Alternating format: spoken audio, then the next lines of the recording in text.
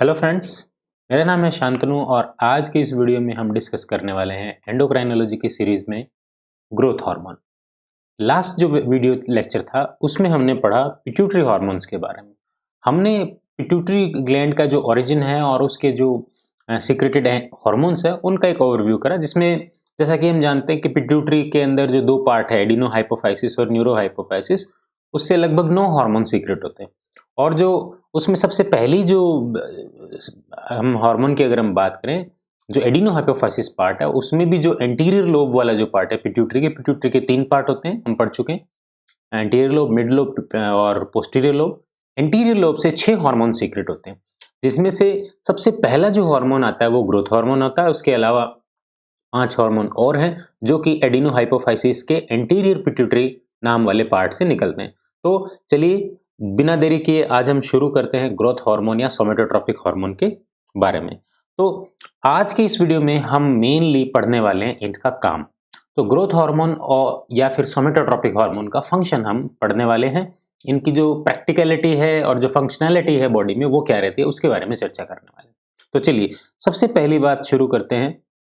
सबसे पहला पॉइंट जो हम शुरू करते हैं वो इसका ओवरव्यू लेते हैं। सबसे पहले देखिए, इसका जो नाम है ग्रोथ जो है ये पूरी बॉडी के अंदर ओवरऑल ग्रोथ को रिप्रेजेंट करता है, यानी हमारी पूरी बॉडी की जो ग्रोथ है उससे होती है और ये पूरी बॉडी को न्यूट्रिशन देता है, पोषण देता है।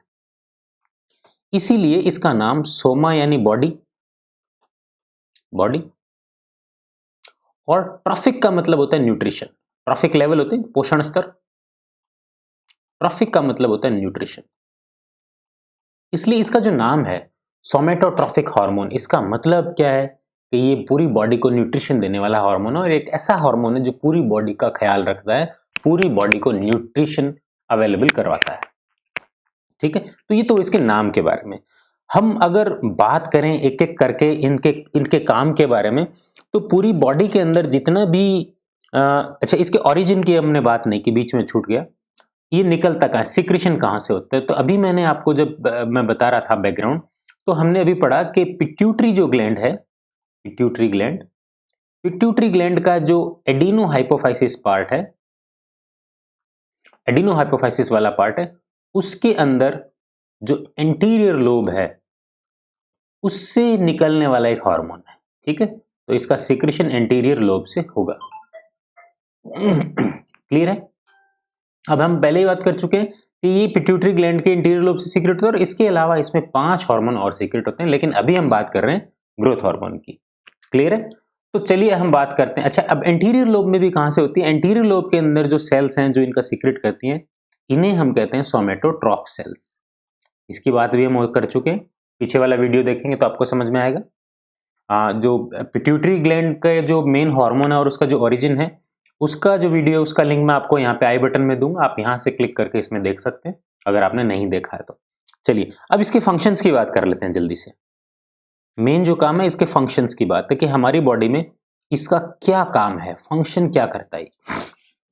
देखिए, जैसा कि इसका नाम कह रहा है कि ग्रोथ हार्मोन क्या काम करता है, तो पहला काम है कि बॉडी की जो ग्रोथ है ये काम करता है। और कब करता है? सबसे ज्यादा जो इसका यूज है वो है बच्चों के अंदर। और बच्चे जब ग्रोथ करते हैं, और खास करके उनकी हाइट के बारे में, तो बच्चों की जब हाइट बढ़ती है, बच्चों की जो ग्रोथ है वो इसी पे निर्भर करती है।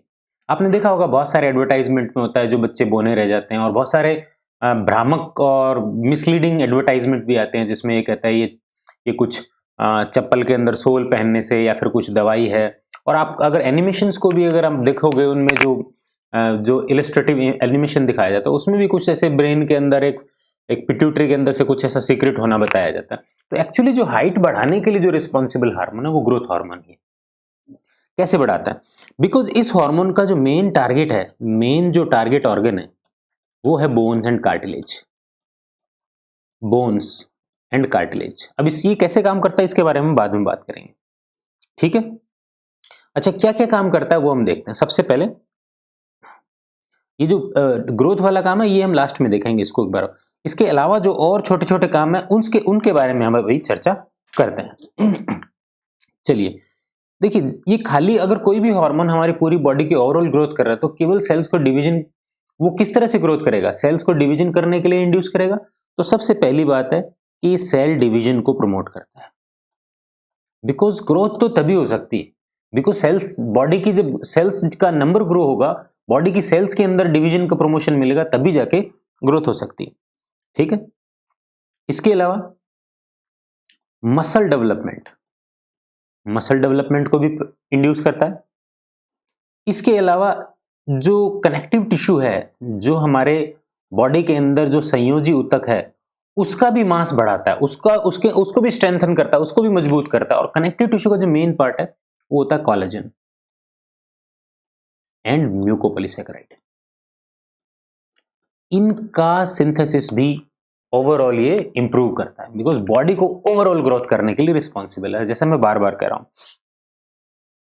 अच्छा, जब ये सारी चीजें कर रहा है, इतनी सारी नई मतलब जो प्रोसेसेस कर रहा है, तो फॉर्मेटिव प्रोसेस, जो निर्माणकारी गतिविधियां जब ये कर रहा है, तो नो डाउट अगर बॉडी की ग्रोथ को प्रमोट करना है तो डिस्ट्रक्टिव जो एक्टिविटीज हैं, जो विखंडनकारी गतिविधियां, उन पे रोक लगाएगा। तो ये हमारी बॉडी के अंदर नेक्रोसिस को रोकता है। नेक्रोसिस क्या होता है? ऊतकक्षय। हिंदी में इसको अपन बोलते हैं ऊतकक्षय। हमारी बॉडी के अंदर जो डैमेजेस होते हैं उसको क्या करता है? ये क्या करता है? इनहिबिट करता है। ऑब्वियसली करेगा, सीधी सी बात है। ठीक है, और मैं अगर एक शब्द में इसका अगर मैं कहूं, इन सारे कामों को अगर शॉर्ट में अगर मैं ऊपर से सबको लिखें, तो इसका जो मेन काम है, इस पॉइंट को मैं हाईलाइट कर रहा हूं, मेन फंक्शन जो है, इसको अगर एक शॉर्ट में अगर मैं बताऊं तो मैं ये कहूंगा कि ग्रोथ हार्मोन है वो एनाबॉलिक फंक्शन परफॉर्म करता है। हमारी बॉडी के अंदर जितने भी एनाबॉलिक प्रोसेस है, निर्माणकारी जो कार्य है, एनाबॉलिज्म जो है, संश्लेषणकारी जो चीजें हैं, उनको प्रमोट करता है। विघटनकारी चीजों का साथ ये बिल्कुल नहीं देता।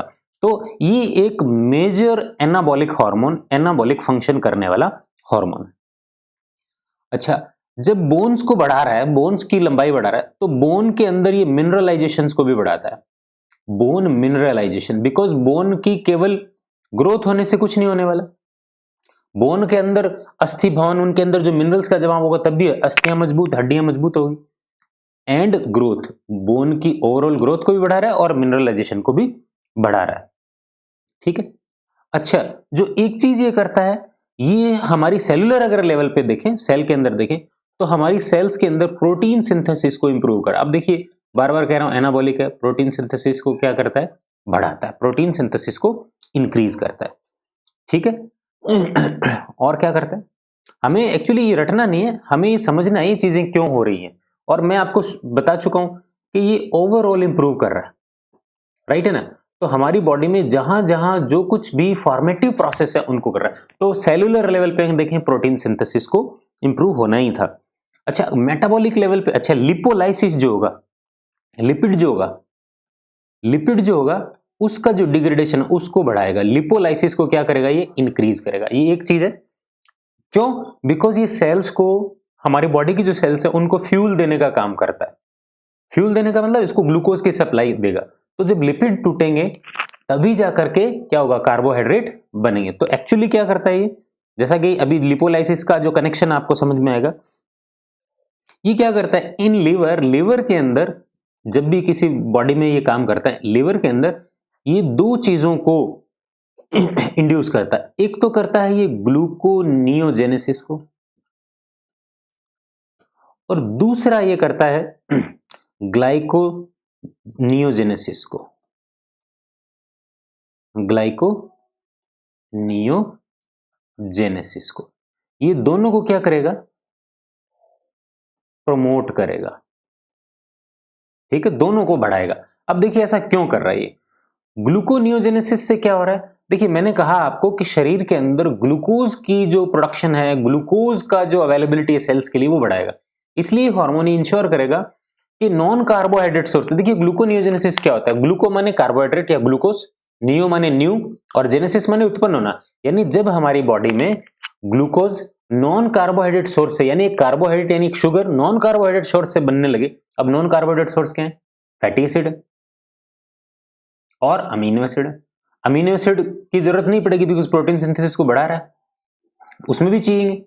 इसलिए क्या करता है, लिपोलाइसिस को बढ़ा रहा है। बिकॉज हमने पहले कहा लिपिड अगर टूटेंगे बॉडी के अंदर तो क्या होगा, फ्री फैटी एसिड बढ़ेंगे। तो ये क्या करता है, ब्लड के अंदर फ्री फैटी एसिड का कंटेंट भी बढ़ा जाता है। इसलिए मैं इसको यहां से कनेक्ट करता हूं, फ्री फैटी एसिड जो होते हैं, free fatty acid in blood, इनकी मात्रा भी ये बढ़ाता है। और जैसे ही फ्री फैटी एसिड आएंगे, इन फैटी एसिड्स का यूज क्या करेगा, ये ग्लूकोज बनाने में करेगा। देखिए ग्लूकोजेनेसिस, ग्लूकोज का निर्माण, ग्लाइकोजेनेसिस, ग्लाइकोनियोजेनेसिस, वो सेम है ग्लाइकोजन का निर्माण। यानी कार्बोहाइड्रेट यानी स्टोर्ड फूड की मात्रा ये बढ़ा रहा है, लीवर के अंदर बढ़ा रहा है। ठीक है, समझ में आ रहा है?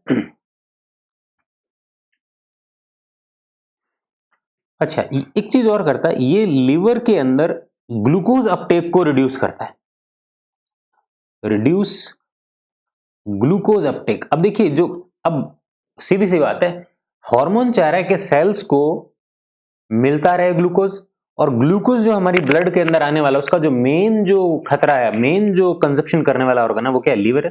तो इसलिए क्या करता है, reduce glucose uptake by liver, liver के साथ, लीवर के द्वारा जो ग्लूकोज का उपभोग किया जाना है, इसको ये क्या करता है, कम कर देता है। ठीक है, और क्या कर देता है, कैसे करता है, ग्लूकोनियोजेनेसिस को प्रेरित करता है। क्योंकि ग्लूकोनियोजेनेसिस और ग्लाइकोनियोजेनेसिस कहां होगी, ग्लूकोनियोजेनेसिस को इंड्यूस कर देगा किसमें, लीवर में। तो ग्लूकोज का उपयोग कम कर देगा और फॉर्मेशन बढ़ा देगा। ठीक है, अच्छा, ये इम्यून सिस्टम को स्टिमुलेट भी करता है, इम्यून सिस्टम को क्या करता है, स्टिमुलेट करता है पॉजिटिवली, यानी हमारी बॉडी के इम्यून सिस्टम को मजबूत करने का ये काम करता है। ठीक है, चलिए इसके अलावा और क्या काम करता है, ये चूंकि ये ग्रोथ हार्मोन है और ग्लूकोज ग्लूकोज ग्लूकोज बार बार हम कर रहे हैं, और हमारी बॉडी में ग्लूकोज के लिए जो रिस्पॉन्सिबल जो मेन हार्मोन है, ग्लूकोज की मेटाबॉलिज्म को कंट्रोल करने के लिए जो प्राइम जिम्मेवारी है, वो है इंसुलिन और ग्लूकागॉन की। तो उस पर भी नो डाउट ये इफेक्ट डालेगा। तो ये क्या करेगा, इंड्यूस करेगा किसको, ग्लूकागॉन को। कैसे कैसे कब क्या करेगा वो हम देखेंगे, और इंसुलिन को, बिकॉज दोनों ही हार्मोन क्या करते हैं, हमारे ब्लड ग्लूकोज लेवल को कंट्रोल करने वाले हैं। और अगर ये हार्मोन अगर सेल्स को ग्लूकोज की अवेलेबिलिटी इंश्योर कर रहा है, तो नो डाउट इसे ग्लूकोज और ग्लूकागॉन और इंसुलिन के ऊपर काम करना पड़ेगा। ठीक है, अच्छा, इसके साथ साथ ये मिल्क फॉर्मेशन जो है मेमोरी ग्लैंड में, अगेन वो भी कार्बोहाइड्रेट मिल्क से रिलेटेड है, और इजेक्शन जो है उसको भी क्या करता है, इंड्यूस करता है। बिकॉज देखिए जहां पर भी कोई ग्रोथ है, अब देखिए प्रेगनेंसी में क्या होता है, मेमोरी ग्लैंड की ग्रोथ होनी है, तो इसलिए यहां पर भी इसको एज अ सपोर्टिंग चाहिए। बॉडी में जहां कहीं भी ग्रोथ होगी, चाहे वो चोट लगे चाहे कुछ भी हो, यहां इसका काम चाहिए। अब मैंने शुरू में कहा कि बच्चों में हाइट प्रोड्यूस करता है, तो क्या इसका यूज बाद में नहीं है, बचपना खत्म होने के बाद एडल्टहुड में इसका रोल नहीं है? नहीं, इसका जो रोल है overall through out the life span इसका बना रहता है, बिकॉज ये बहुत सारी एक्टिविटीज में हमारी बॉडी को हेल्प करता है। बचपने में जो हाइट बढ़ाने वाला इश्यू है, उसके अंदर इसका मेन रोल क्या है, वो हम यहां पे अब देखते हैं। हाइट कैसे बढ़ाते हैं, ठीक है। तो चाइल्डहुड जो हाइट है, ये दो तरीके से बढ़ाता है। सबसे पहला जो काम करता है, ये इंड्यूस करता है किनको, डिवीजन को और मल्टीप्लिकेशन को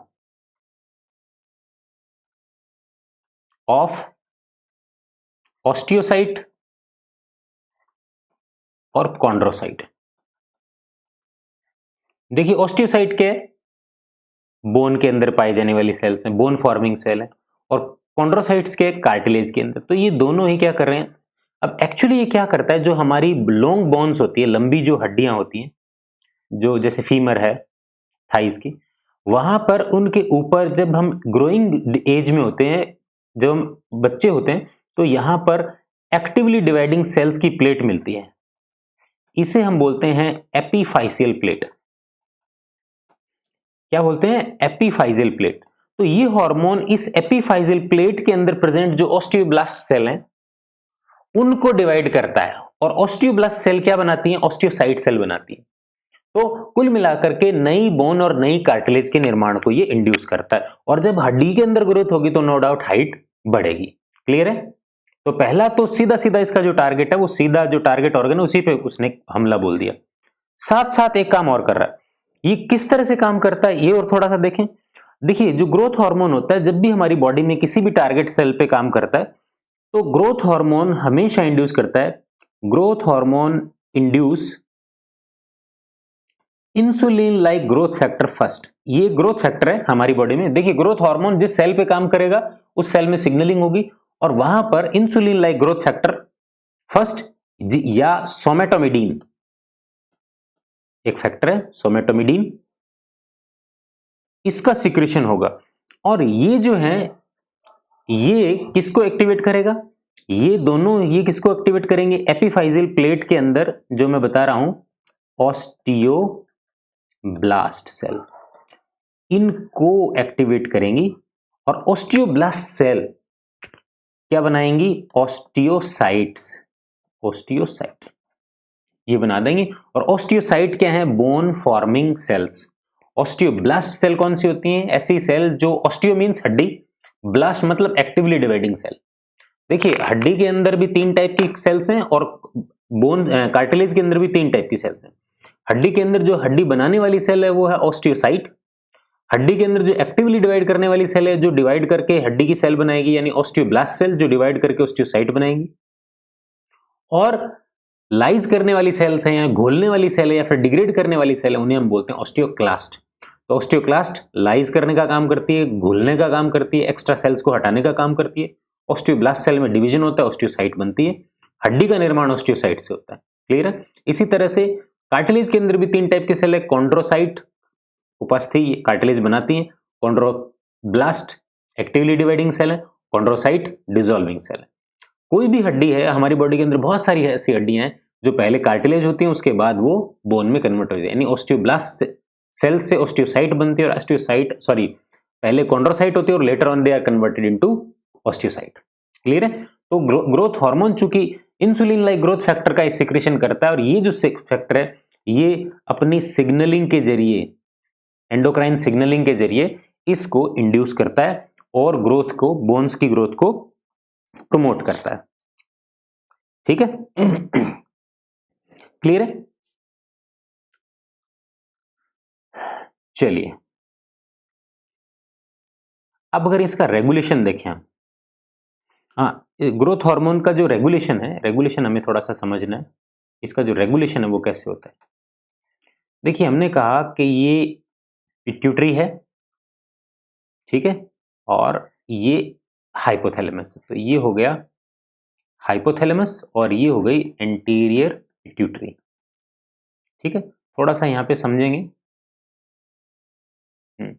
यहां से एंटीरियर पिट्यूटरी से रिलीज हो रहा है ग्रोथ हार्मोन।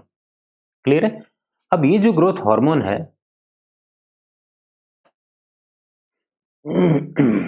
ये जो ग्रोथ हार्मोन है, ग्रोथ हार्मोन, इसका रेगुलेशन करना है कि कब कम होगा, कब ज्यादा होगा। देखिए, अब यहां पर जो कंट्रोल है, बिकॉज पिट्यूटरी का कंट्रोल करता है हाइपोथैलेमस, तो यहां पर हाइपोथैलेमस 2 चीजें सीक्रेट करता है।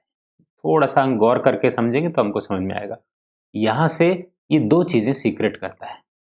कौन कौन सी सीक्रेट करता है ये हमें समझना है। एक होता है ग्रोथ हार्मोन रिलीज हार्मोन, और एक होता है growth hormone inhibitory hormone. Clear है?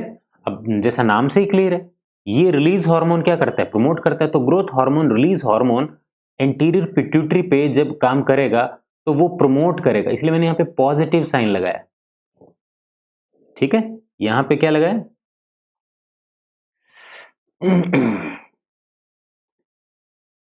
पॉजिटिव साइन लगाया यहां पे। ठीक है, और यहां पे जब ग्रोथ हार्मोन इनहिबिटरी हार्मोन जब एंटीरियर पिट्यूटरी पे काम करेगा तो ये क्या काम करेगा? नेगेटिव, यानी ये सीक्रेशन को कम करने का काम करेगा, जबकि ये क्या काम कर रहा है? बढ़ाने का काम कर रहा है। क्लियर है? यहाँ पे GH growth hormone release hormone क्या करेगा? इंड्यूस करेगा किसका? जीएच सीक्रेशन को, जीएच के सीक्रेशन को क्या करेगा, बढ़ाएगा, और ग्रोथ हार्मोन इनहिबिटरी हार्मोन क्या करेगा, रिड्यूस करेगा जीएच के सीक्रेशन को। क्लियर है? ठीक है, इसीलिए यहां पर जीएच जो आरएच है इसे हम बोलते हैं सोमेटो, बिकॉज बॉडी से रिलेटेड, इसे हम बोलते हैं सोमेटोक्राइनिन। और जीएचआईएच जो है इसका दूसरा नाम है सोमेटोस्टैटिन। स्टैटिन, स्टेटस, स्टैटिन मतलब रोकने वाला, स्टैटिक, स्टैटिक मतलब स्थित, स्थिर। ठीक है, तो ये सोमेटोक्राइनिन और सोमेटोस्टैटिन। ठीक है, तो जब भी बॉडी ब्लड के अंदर, अब इसका रेगुलेशन किसके थ्रू होता है, फीडबैक रेगुलेशन होता है। फीडबैक रेगुलेशन अभी हम थोड़ा सा और चर्चा करेंगे फीडबैक रेगुलेशन में। फीडबैक रेगुलेशन में क्या होगा, जैसे ही बॉडी के अंदर ऐसे सिग्नलिंग आएंगे जिससे बॉडी को ग्रोथ हार्मोन की रिक्वायरमेंट है, तो इससे एंटीरियर पिट्यूटरी इंड्यूस होती है, और एंटीरियर पिट्यूटरी इंड्यूस होकर के जीएचआरएच को सीक्रेट करती है, और ग्रोथ हार्मोन रिलीज हार्मोन जो है, ये वाला जो हार्मोन है, ये क्या करता है, एंटीरियर पिट्यूटरी को इंड्यूस करता है। और एंटीरियर पिट्यूटरी के अंदर जो सोमेटोट्रॉफ सेल्स है, मैं आपको पहले बता चुका, उसके अंदर ऑलरेडी बनाया हुआ हार्मोन पड़ा रहता है, ग्रोथ हार्मोन, ये जस्ट उनको सीक्रेट कर देती है। लेकिन जब ग्रोथ हार्मोन की मात्रा ब्लड में ज्यादा होती है, या ग्रोथ हार्मोन के जो प्रोडक्ट है, जो ग्रोथ हार्मोन जिनकी वजह से, मान लो कि ग्रोथ हार्मोन क्या करता है, किसी भी सेल में काम करके फ्री जो फैटी एसिड्स हैं उनकी कंसंट्रेशन को बढ़ा देता है। अब अगर ब्लड के अंदर फ्री फैटी एसिड्स की कंसंट्रेशन ज्यादा है, it means growth hormone is already there, तो क्या करता है, वो नेगेटिव फीडबैक जाता है, और ब्लड के अंदर फ्री फैटी एसिड्स की एक्सेस जो प्रेजेंस है, ये क्या करती है, किसको इंड्यूस करती है, ग्रोथ हार्मोन इनहिबिटरी हार्मोन को इंड्यूस करती है। और अब सिग्नल जाता है इसके पास, हाइपोथैलेमस के पास जाता है, फ्री फैटी एसिड की मात्रा अधिक होने से वो क्या करता है, ग्रोथ हार्मोन इनहिबिटरी हार्मोन को सीक्रेट करता है, और growth hormone inhibitory hormone negatively regulate करता है, और एंटीरियर पिट्यूटरी को गाइड करता है, बताता है, ऑर्डर देता है कि सोमेटोट्रॉफ जो अभी तक ग्रोथ हार्मोन का सीक्रेशन कर रहे हैं, उन्हें तुरंत प्रभाव से रोक देना चाहिए। ठीक है, तो एक चीज मैं थोड़ा सा साइड में बताना भूल गया, ग्रोथ हार्मोन जो है वो 191 अमीनो एसिड का बना हुआ हार्मोन है। एक छोटा सा फैक्ट था, मैंने आपके साथ डिस्कस नहीं किया। 191 अमीनो एसिड का यानी एक पॉलीपेप्टाइड हार्मोन है, एक्सक्लूसिवली प्रोटीन से मिलकर के बना होता है। ठीक है, अब देखिए कौन स्टिमुलेट करता है कौन नहीं करता है, इसके बारे में हम बात कर लेते हैं जल्दी से। ठीक है, मैं एक टेबल बना देता हूं। यहां पर हम बात करेंगे ग्रोथ हार्मोन रिलीज हार्मोन को प्रेरित करने वाले कारक, और यहां पर हम बात करेंगे ग्रोथ हार्मोन इनहिबिटरी हार्मोन को प्रेरित करने वाला कारक। ठीक है, चलिए ग्रोथ हार्मोन रिलीज हार्मोन जो है सॉरी उल्टा उल्टा मैंने बोल दिया, यहां पे हम दोनों ही जगह ग्रोथ हार्मोन को कंट्रोल करने वाले हार्मोन्स के बारे में पढ़ना है। तो ग्रोथ हार्मोन को यहां पर करेंगे स्टिमुलेट करने वाले, और यहां पे करेंगे ग्रोथ हार्मोन के सीक्रेशन को इनहिबिट करने वाले फैक्टर्स की लिस्ट बनाएंगे हम। एक्चुअली ये बताना चाहता हूं, स्टिमुलेट करने वालों में एक नंबर पे है ग्रोथ हार्मोन रिलीज हार्मोन। ठीक है, क्लियर है? ग्रोथ हार्मोन रिलीज हार्मोन जो है ये ग्रोथ हार्मोन के सीक्रेशन को प्रमोट करता है, बढ़ाता है। ठीक है, इसके अलावा एक इंटेस्टाइनल हार्मोन होता है जो प्रॉपर डाइजेशन से हमारी बॉडी सीक्रेट करती है, जिसको अपन बोलते हैं ग्रेलिन। ठीक है, तो ये भी यहाँ पे रिस्पॉन्सिबल है। ग्रोथ हार्मोन, अच्छी डाइट जो है, अच्छा जो डाइजेशन है वो इसके लिए इंपॉर्टेंट है। दूसरा, जब भी प्यूबरिटी आती है और कोई भी एडल्ट बॉडी है, चाहे मेल हो चाहे फीमेल हो, उसके अंदर जो सेक्स हार्मोन होते हैं, और नो डाउट सेक्स हार्मोन से जो बॉडी की ग्रोथ होती है वो सेक्सुअल ग्रोथ होती है, सेक्सुअल ऑर्गन, बॉडी के अंदर सेकेंडरी सेक्सुअल कैरेक्टर्स, इन सब के डेवलपमेंट के लिए उस वक्त भी क्या चाहिए, ग्रोथ हार्मोन चाहिए। इसलिए सेक्स हार्मोन्स जो हैं वो भी ग्रोथ हार्मोन को बढ़ाते हैं, स्टिमुलेट करते हैं। वो भी क्या करेंगे, स्टिमुलेट करेंगे। ठीक है, तो सेक्स हार्मोन जो है मेल में टेस्टोस्टेरोन, फीमेल में एस्ट्रोजेंस। इसके अलावा देखिए, अच्छी अगर आपको अभी बहुत रिसेंटली साइंटिफिकली एस्टेब्लिश फैक्ट है, डीप स्लीप जो है वो भी ग्रोथ हार्मोन को प्रमोट करती है, यानी अच्छे से सोना, डीप स्लीप है, ये भी बहुत ही प्रूवन फैक्टर है आजकल। और इसके अलावा फास्टिंग, व्रत करना, और एक्सरसाइज।